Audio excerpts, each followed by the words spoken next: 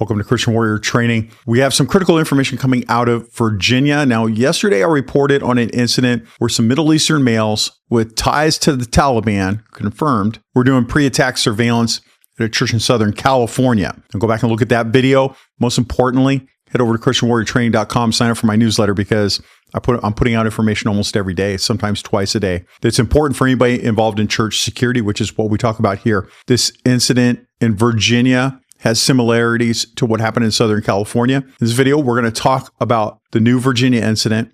We're going to kind of recap what happened in SoCal. We're going to move on and we're going to talk about what churches can do. I'm going to give my opinion about what I think is occurring right now. I mean, what does all this mean? Are they connected, not connected? Should you be worried? You should never be worried. Everything's in God's hands, right? We just have to listen to his direction.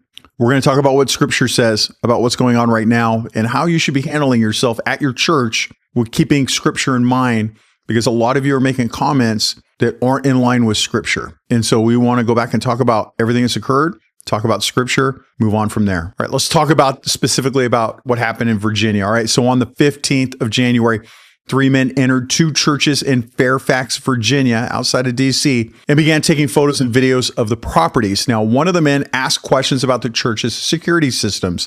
That's always a red flag. Specifically, whether their cameras would live stream and if they were monitored continuously. Why would anybody ask that? They're asking if it's live streamed because they want it, when the attack occurs, they want it to be live so they can capture it and then show it to the world. That's why you need to train your video people that when an attack starts, they need to immediately disconnect your live stream. Keep it recording so that the police can use it later to identify suspects and use it in court. But we need to cut the live feed that goes out to social media because they are going to use that in all their jihadi propaganda. Okay, so let's get back onto this. Now, when they were challenged by staff, good on them, the group left in a Lexus SUV. Now, their behavior is consistent with reconnaissance tactics that people use to plan attacks, and it should raise major concerns for all of you. Now, again, I mentioned earlier that in Southern California this week, individuals displayed nearly identical behavior, including taking photos and asking security-related questions. Now, we'll examine all the details of this incident and explore the similarities between here and Southern California. And then we're going to highlight how churches are going to prepare for potential threats without losing sight of your mission, which is serving Christ. Now, it's important to note in the Fairfax incident that one man was asking all of the questions from a church staffer, while 2 others went ahead and did photographs and video. Now, the Fairfax Police Department put out a release to churches. Good on them, because nobody else is doing it. So Fairfax PD, good job. Nobody else in America seems to be doing this right now. So good on you. Now, Fairfax PD, in an alert to churches, noted that these tactics, gathering information about security measures and photographing sensitive areas, are often used during pre-attack reconnaissance, which is what I've discussed with you at length. They reminded churches to treat these situations seriously, as failing to confront suspicious behavior could make them vulnerable targets. Again, these safety teams in Southern California and Virginia, good job. You let the terrorists know that you are a hard target and that you should not come. You know that they went to churches all over America, and most churches did not even confront them. If this is your church, more than likely you are on the attack list, and you can expect something to happen because you let them know you're a soft target. Now, you can approach these people without being a jerk. I like just coming up and saying, hey, welcome to, and then I mention my church name. My name is Keith. I'm with the security team. I like letting people know if they're suspicious enough that I have to contact them. I let them know I'm security. There are many of you in the comments that are going to be like, you should never do that. Okay, I spent 30 years as a cop. A lot of that time was undercover, where I've had to identify myself. If you identify yourself, you're letting that person know that you have authority to do certain things. If they're doing something bad, you just freak them out and you let them know you're a hard target. That is your job. Some people make comments like, well, I don't want them let them know I'm security because it might start something. Good. I hope it starts with me. I want it to start with me. Let's get this down right now. I don't want it to happen to the greeter. I don't want it to happen to my pastor, although my pastor packs and he's very capable. I know you're watching, Jason. Shout out, homie. You're doing a great job. But I don't want them to get beyond me. If the fight happens with me, that's what I signed up for. If you're afraid of that, you're in the wrong job. Go ahead and it's okay to admit that you should be on the worship team or the greeters. and that somebody else should take your place. There is no shame, because I can tell you right now, I can't be on the worship team.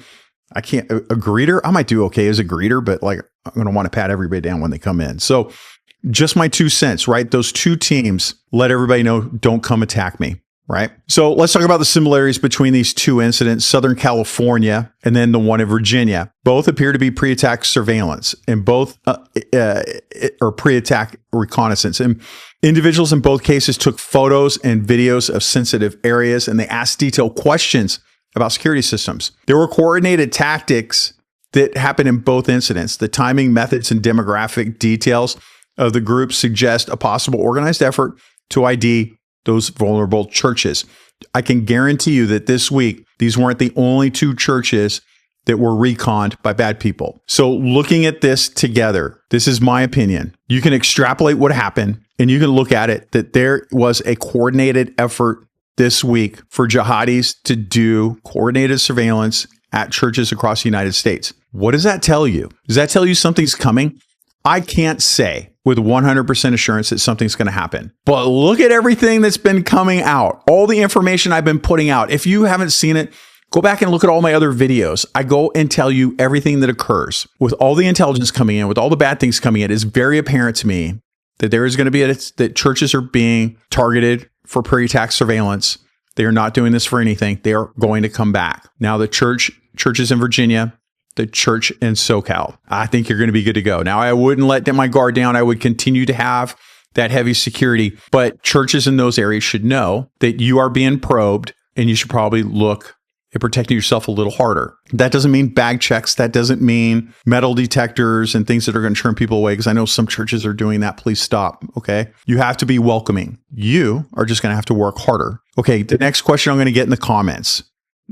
I look for, first of all of you that list scripture and are just positive about our mission as church security, I love you. You guys are awesome. That is 75% of the comments. Oh, the quarter. Some of you guys don't watch the whole video, and some of the comments are really irritating. But look, the next question is going to be, do you have information about Salinas, California, or some really small town in Florida? Now, I'm putting out everything that I can validate, and I get it to you. You should assume that you are going to be on the list of people to attack. Just because you live in a small city doesn't mean that they're going to bypass you. Let's talk about rifles next, because people are going to want to talk about, should I have a rifle at church? Look at what's occurring, okay? I suggest that you don't stand outside with rifles. That just looks silly. Don't do that. I know there are some churches doing that. I think a smart thing to do would be to either, number one, you got to be trained. I'm not talking about, I was trained in 2002 when I was in Iraq. Okay, that was 22 years ago. Okay, give you an example. My training occurred over multiple years, over decades. But since I've retired, I continue to train others, and I continue to go out and practice. You should be doing the same thing. That rifle will be stored in a gun safe where you can easily access it if you need to. I know there is a couple of churches where people are armed with ARs sitting in cars covertly where nobody can see them, and they're ready to go nearby if something happens. I think that's okay. Make sure, though, that you have something to identify yourself, meaning like a plate carrier that has security across it, a banner that says security, a big orange vest that says security, something like that. And please make sure that you're trained, like good training, not like I went to like whatever school taught by some guy, right? Like legitimate training, like legitimate CQB training, legitimate rifle training. You're going to need good training. All right. Now, we talked about how these two teams interrupted them. Now, look, confrontation that disrupts reconnaissance like this is super important. It is the first step in stopping an attack at your church. For the bad guy, when you confront them and you go up and you go, "My name is Keith Graves. I'm with the security team. I haven't seen you here before. Are you okay? Can I help you find something?" And then they will be taken off balance. It's okay to say security, right? But for the bad guy doing the pre-attack reconnaissance, it creates risk. Being identified or reported to law enforcement is going to go ahead and screw up everything that they have. It disrupts their planning. So you have stopped them from continuing taking pictures and video recording. And then it builds confidence on your congregants. If I know that you're doing that when I'm worshiping, I feel much better. Now, there's consequences for inaction, because I know there's a bunch of churches out there that didn't do anything. You've let everybody know to come attack you. Now, let's talk about approaching individuals with a little bit of discernment, because I know some people are going to watch this and they're going to be like all gung-ho and jacking up grandma that's 70 years old out in the parking lot. And we don't want that, right? I want you to approach people with discernment and be ready for a fight. I can tell you right now, like when I contact people outside or inside, I have a plan to defend myself in the church on every person I contact. But when it comes out of my mouth is super friendly with a smile on my face, and I'm just ready to go if I need be. So you want to approach people with courtesy, even if they're out there taking pictures and video. Look, there's First Amendment auditors out there that are looking to sue your church because you violated their First Amendment right. If they're on a sidewalk, public sidewalk, and they're video recording, there is nothing you can do. If they're on your private property, then you can do something, right? So either way, you want to approach with courtesy. I want you to imagine that you are going to be on the next YouTube video or like on this channel with me going, please don't do that, right? You would rather have me dissecting your incident going, look at these guys. They are awesome, right? Let me talk about you in a good way, right? So begin with that friendly demeanor. Introduce yourself. Hey, my name's Keith. I'm part of the safety team here. Can I help you find something? That works really good. You want to avoid direct accusations or any kind of aggressive questioning because this is just going to escalate everything. If you walk and go, hey, you, Middle Eastern guy, where are you from? Why are you recording me? Why are you doing this? And you're just confrontational, it just ruins everything, right? I have over 30 years as a cop, I have contacted like multiple people every day about something. The best advice I ever got was treat somebody the way you want to be treated. Well, I want to be treated with respect. If they don't do that, then you go ahead and work it from there. You want to use observational questions when you contact them, right? Ask these open-ended questions to gather information without being confrontational. So a good example is, hey, my name is Keith. I'm with the security team. Are you visiting for the first time? Or, hey, my name is Keith. I'm with the security team. What brings you to church today? And then hear what they have to say. I do like, are you visiting for the first time? I think that's the best one, right? Pay attention to their response. What does their body language say when they respond to you? All of this is going to be great for you. Like if all of a sudden they go, hey, my name's Mohammed. I would like to know if your security cameras are live streamed. Odd question. Why are you asking that? Now you can go ahead and escalate it. Oh, I'm sorry. I'm supposed to tell you to de-escalate everything, but you know what I mean. All right. You want to maintain that calm and neutral tone, right? So even if the individual seems evasive or defensive, you want to stay calm. You want to stay professional. That kind of approach reduces the chance of conflict and ensures the interaction remains controlled. Now, if you see a bunch of guys that are suspicious, they're on your property or they're inside your church and they're videoing, taking pictures, and it just is out of place. And when you talk to them, they start asking questions about live streaming and stuff like that. Go ahead and tell somebody, hey, go ahead and call 911, have the law enforcement respond. Hopefully you live in a good place where police actually respond to these things and then let them, keep talking to that guy or guys and then let the law enforcement handle it. You want to trust your instincts and your discernment. Look, man, the best way I can explain it is I remember when bad things were about to happen, a little voice in my head would tell me, get out of there, hey, get ready for a fight, like whatever. I always thought as I became more mature Christian, that little voice is God telling me something. I listen to that little voice all of the time. I never dismiss it. Humans are the only animal on the planet that don't run when they sense danger. Okay. So like some of the comments I've heard from crime victims, they're telling me what's going on. And sometimes I would ask a very upfront question. How come you didn't run at that point? They would say, oh, this man approached me on the sidewalk. He looked scary. He looked mean. And I always ask, like, why didn't you duck into the store and, ask somebody for help? Or why didn't you like get across the street or, kind of avoid it? I'd hear questions like, well, he was African American and I didn't want to look like a racist. Or, well, I didn't want to be rude. Or, you know what? I just didn't think anything was going to happen. 100% of my crime victims always said, I never thought this would happen to me. Well, it happened to you. So get ready. I've had things happen to me where I thought it would never happen to me, but it did, right? The biggest thing here is you want to document that interaction, right? You want to write a report about what happened. You want to ask law enforcement to write a report about what happened. And you want to make sure you share all that information. Most importantly, let's talk about the Southern California incident. And I know all my homies in Southern California are watching right now. You guys have done a phenomenal job. I taught a class down there.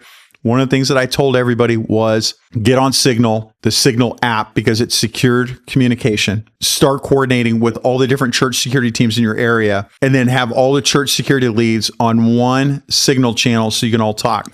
In the case of Southern California, that stuff happened and they immediately got on Signal and shared all that information. And within a very short amount of time, all of the churches in the area had information they need to protect their church. And then they forwarded it to me, Fairfax, Virginia. Somebody took their time out to forward me the email that law enforcement sent so I can go ahead and start looking into this. Guys, it's phenomenal that you're reaching out and giving me this information because we have 127,000 people here and another 35,000 over at the newsletter. So we are reaching over 2 million people every month with information like this. And I can't do it without you because, you guys are awesome. I appreciate it. All right. I want to reinforce the church's mission with all of this. You have to engage people in a manner that is both kind and cautious. So you're going to have to strike that balance between protecting the congregation and showing Christ's love. That is the most difficult for most people. I struggle with this many times. You can see I struggle with it when I talk to you in my videos. You can see it when you read my articles. I struggle with the same thing. I'm not perfect, but we have to remember, we have to strike that balance. And remember, Christ's love always comes out first. Even with all this stuff going on, our faith calls on us to respond not with fear, but with courage and trust in God. Now, Scripture reminds us that no matter the challenges we face, God is in control and He equips His people to stand firm. I love Isaiah 41. Verse 10, it says, "Fear not, for I am with you. Be not dismayed, for I am your God. I will strengthen you. I will help you. I will uphold you with my righteous right hand." Now look, this serves as a powerful reminder that we are never alone in our efforts to protect God's house. His strength and His guidance are with us in every situation. Another one that I really like is 2 Timothy 1:7. "For God gave us a spirit, not of fear, but of power and love and self-control." Now, this verse calls us to approach our responsibilities with confidence, love, and discipline. So fear must never dictate our actions, even as we prepare for the challenges ahead. So finally, I just want to say it's critical that our preparation does not create a culture of fear within our churches. Now, while vigilance is necessary, our churches have to remain open, welcoming sanctuaries for all who seek Christ. As Jesus said in Matthew 11:28, "Come to me, all who labor and are heavy laden, and I will give you rest." Now, this invitation embodies the spirit of the church, a place where people can find peace, hope, and refuge in the midst of life's changes. I want to tell you just a couple of things that you should be doing as a safety team right now with all this stuff going on right now. Number one, you need to make sure you're training your safety teams. My recommendation is 4 hours every month. It seems like a lot. It is not enough. Okay. You want to ensure that all your people are well trained in identifying suspicious behavior and responding appropriately. And you want to emphasize calm professional engagement to avoid any unnecessary escalation. My recommendation is go to christianwarriortraining.com, hit that training tab, and then go ahead and take that class on recognizing terrorism in your church. You'll get a certificate at the end of the training. Make sure that you enable pop-ups. Otherwise, you won't be able to download that certificate, right? You want to make sure that your church has 4K video cameras and somebody is monitoring those and that they are recorded continuously. Again, to repeat what I said earlier, if you have live streaming capabilities, if an attack occurs or any kind of an incident occurs, immediately cut the feed. Keep the recording going though, because we're going to need that for evidence later on. You want to document all suspicious activity and again, build relationships with law enforcement. I know for some of you, this is going to be difficult because law enforcement has changed dramatically in the last 5 years, not for the better. And it is very hard for you to get a hold of the person you need to get a hold of. But I recommend that you find somebody. If you're a chief or a sheriff or somebody in command staff and you're watching this right now, you have a duty to create a supplemental position in your agency that is a coordinator for all ministries. That person, it could be a supplemental assignment, and you will have a good Christian man or woman working in your law enforcement agency that is going to want to do this. I would have done it. And their job is to coordinate with Jewish synagogues, with Christian churches, even mosques. They're all having them go out and garner information and let them know. A good example is like we had a mosque in my city. I talk to them routinely. I know that if an incident like this came up, I'd be like, "Hey man, do you know what's going on here?" They can let me know if they had some jihadis come in that didn't like what was going on and they left, and they might help me out. That has been happening a lot. And you only get that through that liaison position. So command staff watching this, get to it, man. I've talked about intelligence continuously here in Southern California. It was church intelligence officials or officers that went ahead and figured out the connection to the Taliban and did all this great work. At least that's how I understand how it happened. You have to have an intelligence position. It doesn't matter if you only have, if you're only a one-man show. Well, guess what? You're the intelligence officer too now. In the Southern California incident, it was open source intelligence that found the ties to the Taliban that we can now let you know. Just a heads up, people with ties with Taliban are probing churches in America. All right. Just so make sure you appoint an intelligence liaison person and you want to start using open source intelligence. If you head over to my Substack, I recommend a couple of pages. One of the places I recommend is an open source intelligence page. That guy is smart. He has a lot of good information that I think could help all of us. And you want to send them to training schools about intelligence as well.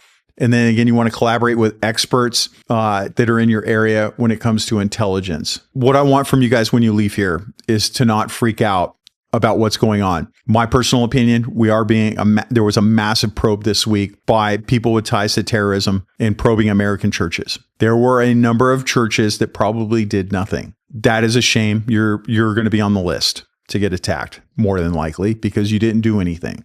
Don't freak out though. Just use your discernment, your training. Go ahead and organize that safety team. Go ahead, train your people, get everybody together. And remember, it's all in God's hands. You've all read the Bible. And it's funny. I saw a meme the other day and it said, I wake up every morning and wonder what part of Revelation I am in right now. And it's so true, right? I can't wait for Christ to return. It's going to be great. I'm looking forward to it, but some bad things have to happen first. And Christian churches have been persecuted for centuries. We've been lucky in America. We have not been hit because we're just lucky, right? God's been protecting us, but that's about to end. I think you're going to see some very bad stuff happening. When is it going to happen? I don't know. You don't know either. We can only assume, right? What I want you to do when you leave here is to pray. Pray for guidance from God on what you should do for your church elders, for your pastor, your minister. I want you to pray for all your congregants that they stay safe and that they use their discernment to make appropriate decisions. We need to pray for our country. Even though we have a good person taking over in a couple of days, the damage was done over the last 4 years, and we're seeing it right now in these surveillances in churches across America. So pray for our leaders that they protect us and stop working out for self-interest. And most importantly, prayer is the most important. The second most important thing is remember your ABCs, always be carrying.